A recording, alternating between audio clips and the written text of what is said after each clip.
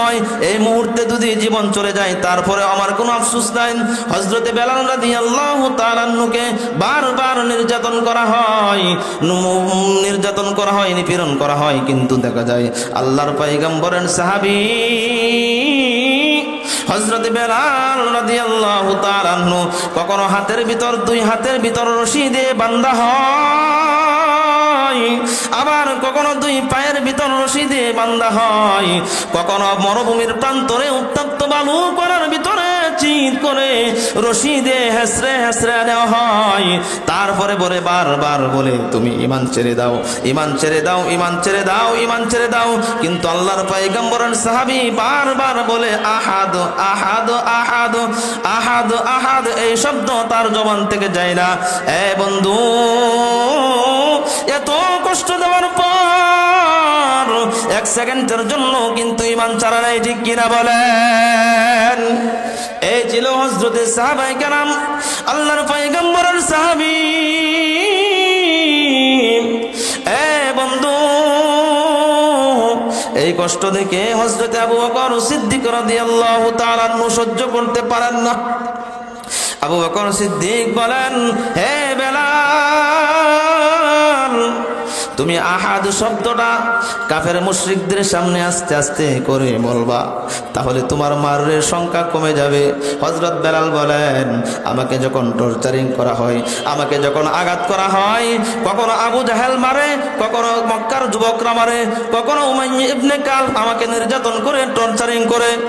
এ বন্ধু, আমি যখন আহাদ আহাদ শব্দটা বলতে থাকি, আমাকে কে নির্যাতন করে আমি বুঝতে পারি না, আমার শরীরের ভিতর আঘাত লাগে না। এ বন্ধু, আল্লাহ রাব্বুল আলামিনের সাথে যাদের প্রেম হয়ে যায়, ভালোবাসা হয়ে যায়, তাদের দুনিয়ার কোনো আল্লাহর পয়গম্বর হযরতে মূসা আলাইহিস সালাতু ওয়াস সালামের জামানার একটা ঘটনা রে ভাই। হযরতে মূসা আলাইহিস সালাতু ওয়াস সালাম আল্লাহ রাব্বুল আলামিনের সাথে কথা বলতেন। তুর পাহাড়ে যাওয়ার পথে আল্লাহ রাব্বুল আলামিনের সাথে কথা বলার জন্য তুর পাহাড়ের দিকে উদ্দেশ্য করলেন, রওনা হলেন। হযরতে পয়গম্বর মূসা আলাইহিস সালাতু ওয়াস সালাম রাস্তা দিয়ে যখন হেঁটে হেঁটে যাচ্ছেন, আল্লাহর পয়গম্বর মূসা আলাইহিস সালাতু ওয়াস সালাম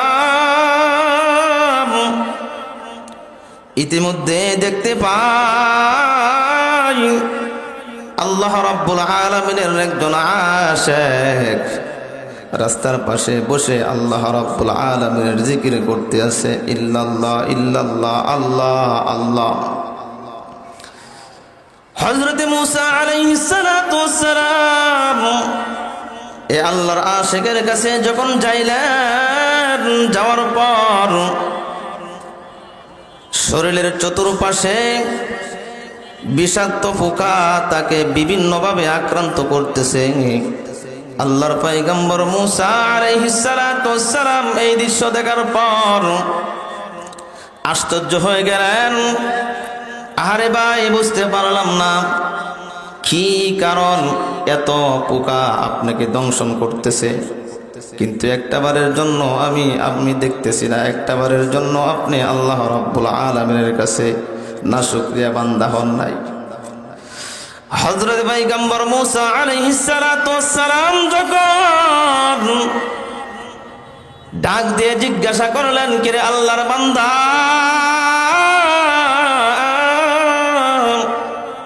আপনার শরীরে এত পরিমাণ পোকা একটার পর আর একটা দংশন করতেছে, এইগুলি কি দংশন করার পর শরীরের কি ব্যথা হয় না? হযরতে পয়গম্বর মূসা আলাইহিস সালাতু ওয়াস সালাম যখন এই কথা বললেন, সঙ্গে সঙ্গে আল্লাহর বান্দা বলতেছেন, ব্যথা আসে শরীরে, জ্বর আসে শরীরে, তাতে কিছু যায় আসে না, আমার শরীরে কোনো ক্লান্তি নাই, সকাল থেকে নিয়ে সন্ধ্যা, সন্ধ্যা থেকে নিয়ে সারা রাত্র পর্যন্ত আমি আল্লাহ রাব্বুল আলামিনের জিকিরে মশগুল থাকতে পারি, এক সেকেন্ডের জন্য, এক মুহূর্তের জন্য আমার অলসতা আসে না, আমার অলসতা আসে না। যদি আমি আল্লাহ তাআলার কাছে এই জন্য শুকরগুজার করি, সদা সর্বদাই আমার জবান থেকে অন্য কোনো কিছু চিন্তা হয় না, কিছু বাইর হয় না, আমার জবান থেকে সদা সর্বদাই আল্লাহ আল্লাহ আল্লাহ আল্লাহ আল্লাহর বরত্ব প্রকাশ হয়। সুবহানাল্লাহ। হযরত পয়গম্বর মূসা আলাইহিস সালাতু ওয়াস সালাম ডাক দিয়া বললেন, কি রে ভাই, এত কষ্টের পরে, এত কষ্টের পর এক মুহূর্তের জন্য, এক সেকেন্ডের জন্য যে আল্লাহ রাব্বুল আলামিনকে আপনি ভুলে থাকেন না, এই আমলটুকু কতদিন ধরে আপনি করতেছেন রে ভাই? পয়গম্বর মূসা আলাইহিস সালাতু ওয়াস সালাম যখন এই কথাটা জিজ্ঞাসা করলেন, এই আল্লাহর বান্দা বলতেছেন, একদিন নয়, দুই দিন নয়, দীর্ঘদিন ধরে আমি এই আমলটুকু আল্লাহ রাব্বুল আলামিনের জিকিরে মশগুল ছিলাম, আছি এবং কি থাকবো। এক সেকেন্ডের জন্য আমার শরীরের ভিতর অলসতা কাজ করে না, তারপরে আমি আহকামুল হাকিমিন রব্বুল আলামিনের কাছে শুকরগুজার করি। সুবহানাল্লাহ। এই জন্য রে বন্ধু, আল্লাহ রাব্বুল আলামিন বলেন, লাইন শাকারতুম লাযীদান্নাকুম ওয়া লাইন কাফারতুম ইন্না আযাবি লাশাদীদ।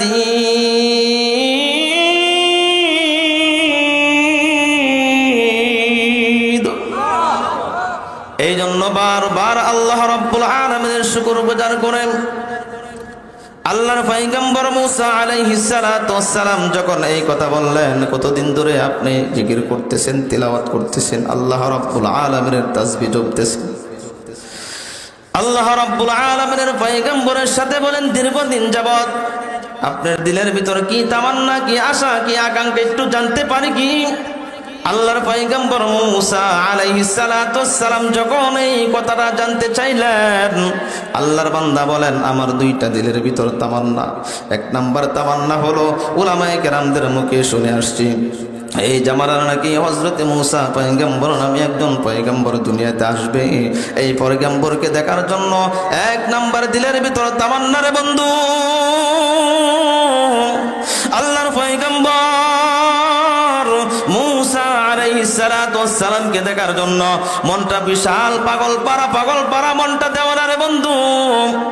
এই কথা বলার পর আল্লাহর বান্দা বলতেছে, এক নাম্বার তামান্না হলো দিলের ভিতর আল্লাহর পয়গম্বর মূসা আলাইহিস সালাতু ওয়াস সালামের সাথে একটু সাক্ষাৎ করতে হবে, মনটা খুব পাগল পারা। দ্বিতীয় নম্বর কিটা বলেন তো বন্ধু, বলেন। আল্লাহর পয়গম্বর মূসা আলাইহিস সালাতু ওয়াস সালাম দ্বিতীয়বার যে আরজিটা শোনার জন্য তাকে বাধ্য করলেন, বললেন, আল্লাহর বান্দা, দ্বিতীয় তামান্না হলো, দ্বিতীয় দিলের মাকসাদ হলো, আল্লাহর পয়গম্বর মূসা আলাইহিস সালাতু ওয়াস সালামের সাক্ষাৎ। আল্লাহর পয়গম্বর বলতেছেন, ধরেন মূসার সাথে আপনার সাক্ষাৎ হয়ে গেল, সুবহানাল্লাহ। দ্বিতীয় নম্বর তামান্না হলো, আমার দিলের ভিতর একটু চাহাত, আমি একটু ঠান্ডা পানি খাওয়ার জন্য আমার দিলটা বিরাট পাগল পারা হয়ে গেছে। আল্লাহর পয়গম্বর মূসা আলাইহিস সালাতু ওয়াস সালাম সঙ্গে সঙ্গে বললেন, দুটোটা আরজি আল্লাহ রাব্বুল আলামিন আপনার কবুল করেছে রে বন্ধু। এক নাম্বার হলো, আপনার সামনে যে ব্যক্তিটা দাঁড়ানো অবস্থায় আছে উনি হলো মূসা। আর দ্বিতীয় নাম্বার তামান্না, আপনি ঠান্ডা পানি খাবেন, আপনি ঠান্ডা পানির ব্যবস্থা আমি পয়গম্বর মূসা আলাইহিস সালাতু ওয়াস সালাম করতেছি। সুবহানাল্লাহ।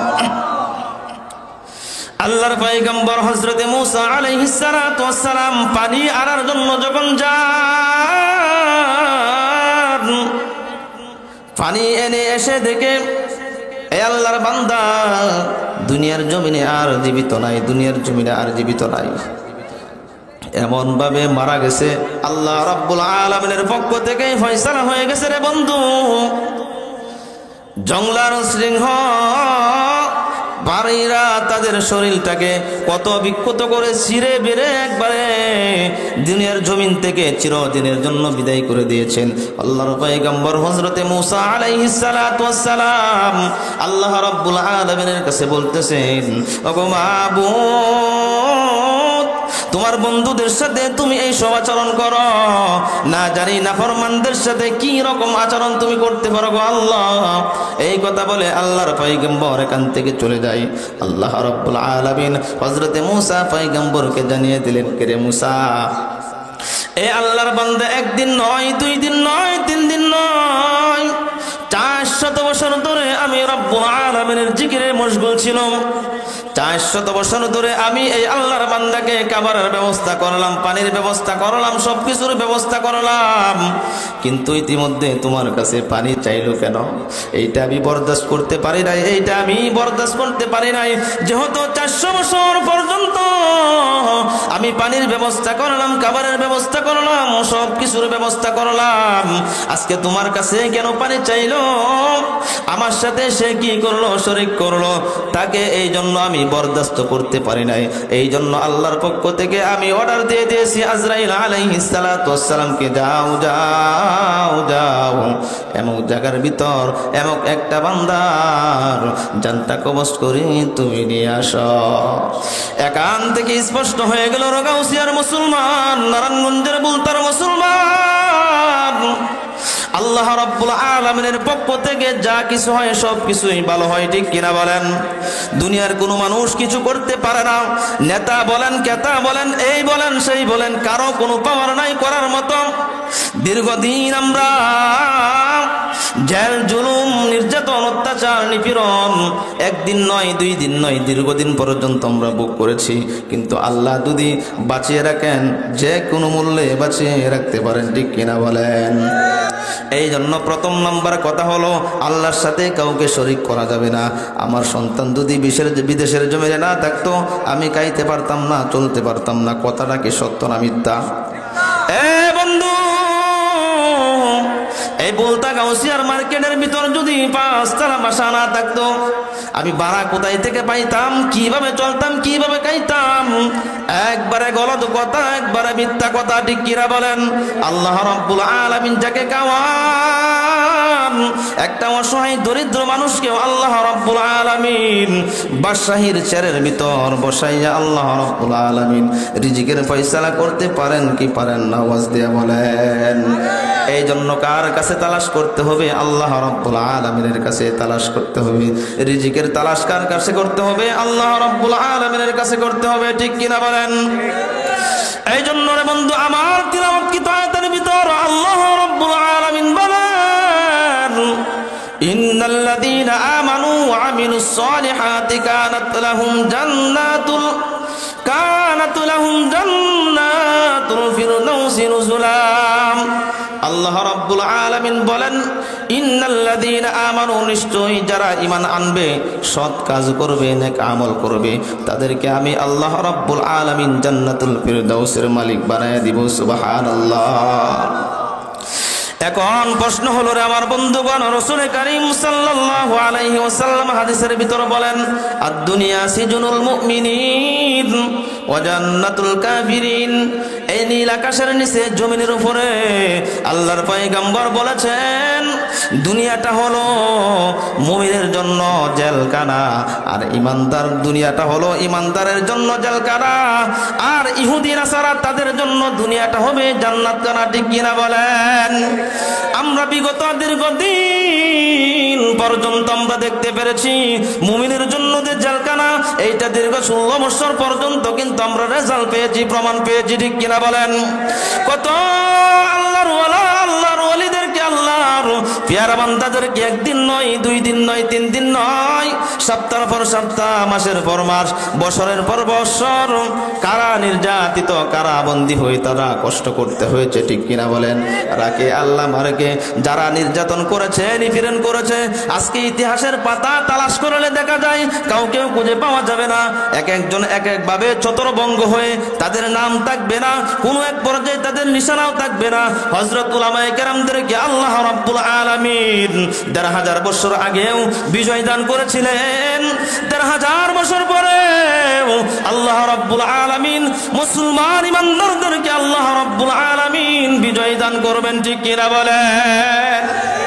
এই জন্য মুসলমান শরীরের ভিতর যতক্ষণ পর্যন্ত নিঃশ্বাস থাকবে, শরীরে যতক্ষণ পর্যন্ত প্রশ্বাস থাকবে, কোরআনের ব্যাপারে যারা অবমাননা করতে চায়, আল্লাহর পয়গম্বরকে নিয়ে যারা কটূক্তি করতে চায়, তারা কিন্তু কটূক্তি করেও পারে না।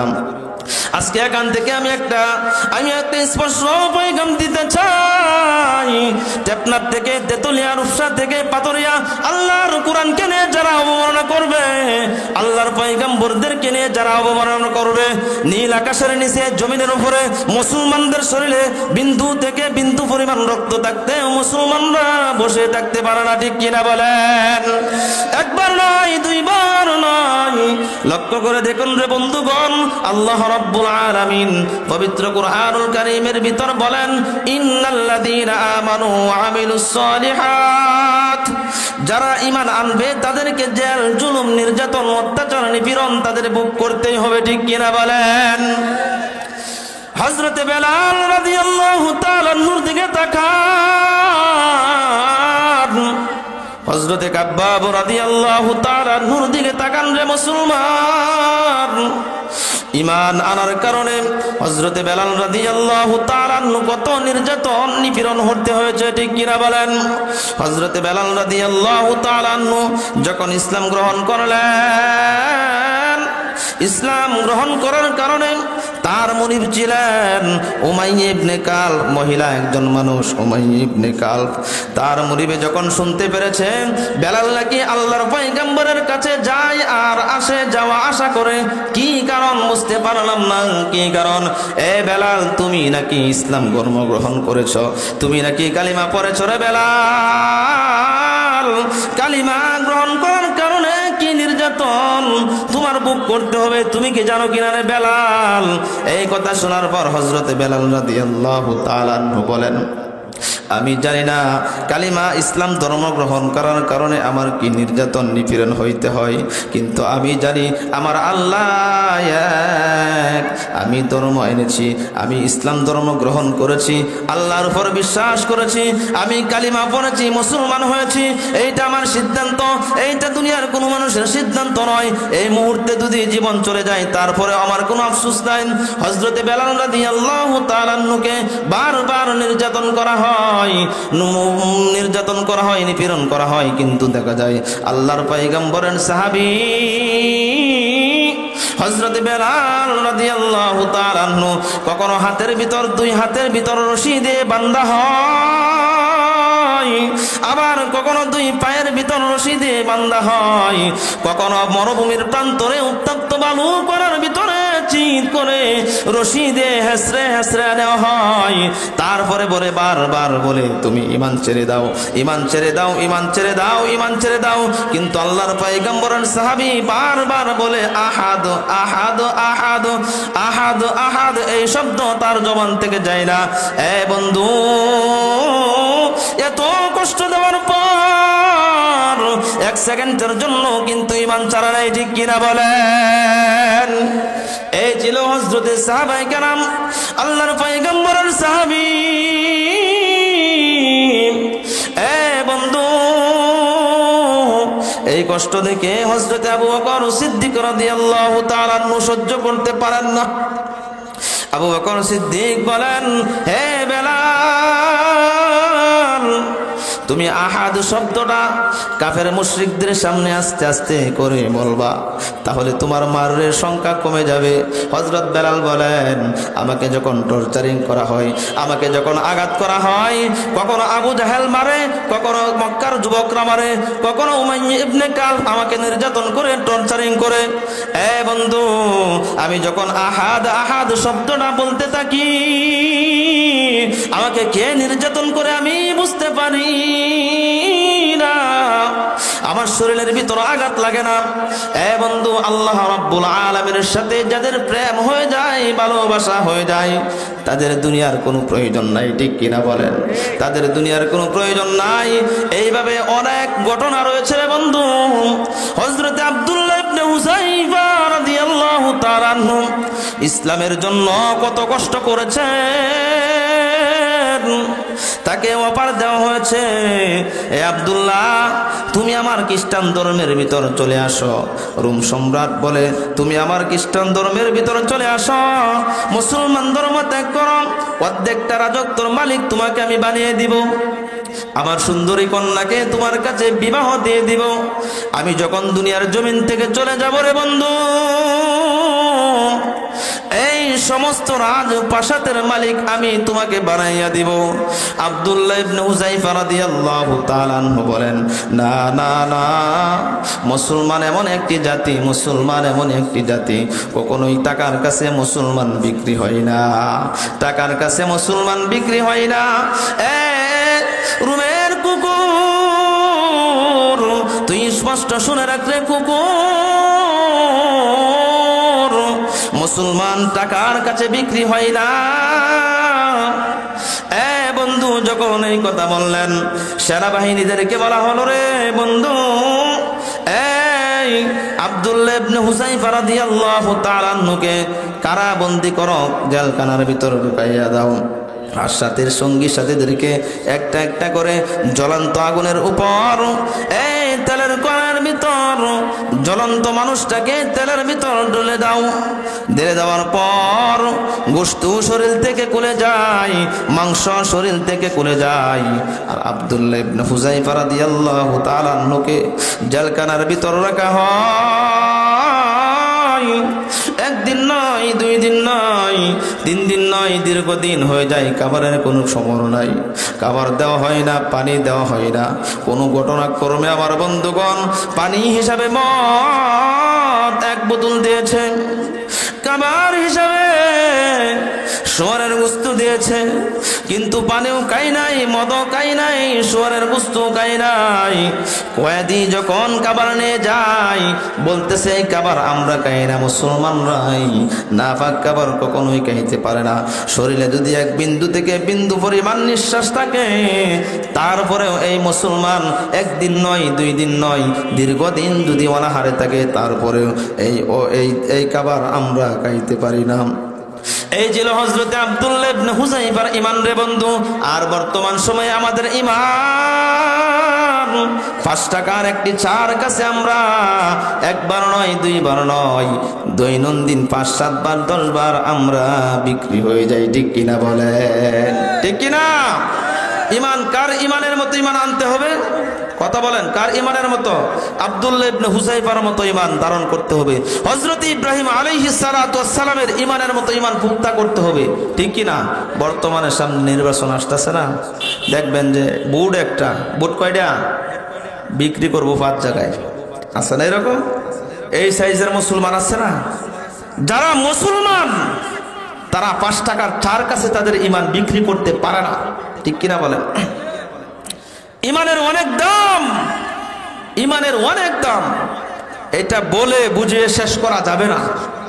ঈমান যে কি দৌলতে, ঈমান যে কত দামি একটি জিনিস। এই জন্য রে বন্ধুগণ, আল্লাহ রাব্বুল আলামিন পবিত্র কুরআনুল কারীমের ভিতর বলেন, যতক্ষণ আমি দুনিয়াতে থাকবো আল্লাহর জন্যই থাকবো, যতক্ষণ আমি আল্লাহ রাব্বুল আলামিনের হুকুমের ভিতরে থাকবো। আল্লাহ রাব্বুল আলামিন কুরআনুল কারীমের ভিতর আলোচনা করলেন, কুল ইন্না সালাতি ওয়া নুসুকি ওয়া মাহইয়ায়া ওয়া মামাতি লিল্লাহি রাব্বিল আলামিন।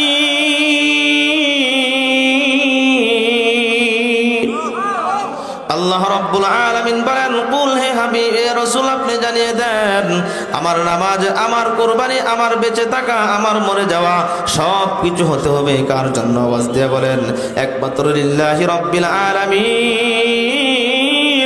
আল্লাহর জন্য যদি আমার নামাজ হয়ে যায়, আল্লাহর জন্য যদি আমার কুরবানি হয়ে যায়, আল্লাহর জন্য যদি আমার বেঁচে থাকা হয়, আল্লাহর জন্য যদি আমার জীবনটা হয়, আল্লাহর জন্য যদি সকাল হয়, আল্লাহর জন্য যদি সন্ধ্যা হয় রে বন্ধু, তাহলে অবশ্যই আল্লাহ রাব্বুল আলামিন সেই বান্দার প্রতি রাজি হয়ে যাবে, সেই বান্দার প্রতি খুশি হয়ে যাবে। সেই বান্দাকে আল্লাহ রাব্বুল আলামিন বলেন, যারা পরিপূর্ণভাবে ঈমান আনবে, ইল্লাল্লাযীনা আমানু ওয়া আমিলুস সালিহাত। ইয়া বন্ধু, যারা ঈমান আনবে, নেক আমল করবে, আল্লাহ রাব্বুল আলামিন বলেন তাদেরকে জান্নাতুল ফিরদাউসের মালিক আমি দুনিয়া থাকতেই বানিয়ে দিব। সুবহানাল্লাহ। এই জন্য রে আমার বন্ধুগণ, আলোচনা সংক্ষেপে আমার বন্ধু, আল্লাহ রাব্বুল আলামিন অনার্থক কিন্তু আমাদেরকে বানায় নাই, অনার্থক বানায় নাই। বানানোর পিছনে একটা উদ্দেশ্য রয়েছে রে আমার বন্ধু। আল্লাহ রাব্বুল আলামিন বলেন, আফা হাসিবতুম আন্নামা খালাকনাকুম আবাসা ওয়া আন্নাকুম ইলাইনা লা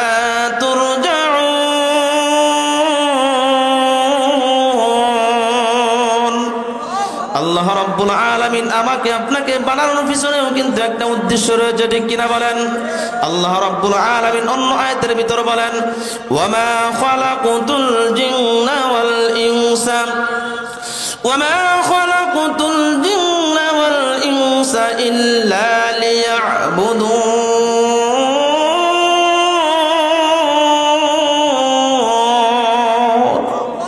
আল্লাহ রাব্বুল আলামিন বলেন, জিন এবং ইনসান দুইটা জাতিকে আমি বানিয়েছি আমার ইবাদত বন্দি করার জন্য। গোলামি কার হবে রে বন্ধু? আওয়াজ দিয়ে বলেন, গোলামি কার হবে? আল্লাহর গোলামি করার জন্য আমরা প্রস্তুত আছি কিনা? আল্লাহ রাব্বুল আলামিনকে দুইটি হাত তুলে আমরা দেখাই, নারে তাকবীর। আল্লাহ তুমি তাকিয়ে দেখো, নারায়ণগঞ্জের অন্তর্গত গাউসিয়া বুলতা মুর্তুজাবাদ দারুল উলুম ইতিমখানার ময়দানের ভিতর তোমার মুরব্বী বাবারা, যুবক ভাইরা, হযরত উলামায়ে কেরামরা আল্লাহ রাব্বুল আলামিনের জন্য ইবাদত করবে, বন্দি করবে। আজকে থেকে নামাজ ছাড়বে না, আজকে থেকে মিথ্যা কথা বলবে না, আজকে থেকে সুদের সাথে জড়িত হবে না, আজকে থেকে ঘুষের সাথে জড়িত হবে না। যে জায়গায় আল্লাহ রাব্বুল আলামিনের হুকুমের বাইরে আলোচনা হবে সেই জায়গায় যাবে না, প্রতিবাদ করবে ইনশাআল্লাহ। রাজি আছি তো? আল্লাহ রাব্বুল আলামিন আমাদের সকলকে প্রতিটা কথার উপর বোঝা এবং আমল করার তৌফিক দিক, সকলে বলে আমিন। সময় সংকীর্ণ, ঠিক কিনা? যেহেতু হুজুর চলে আসছে, আলোচনা যাই হয়েছে আমরা প্রত্যেকে প্রতিটা কথার উপর আমল করার চেষ্টা করবো ইনশাআল্লাহ। আল্লাহ তাআলা যদি কোনোদিন হায়াত রাখে, রিজিক রাখে, আলোচনা ইনশাআল্লাহ শোনাবো না। আজকে এই পর্যন্তই। আমার জন্য দোয়া করবেন, আমি আপনাদের জন্য দোয়া করি। আসসালামু আলাইকুম ওয়া রাহমাতুল্লাহি ওয়া বারাকাতুহু।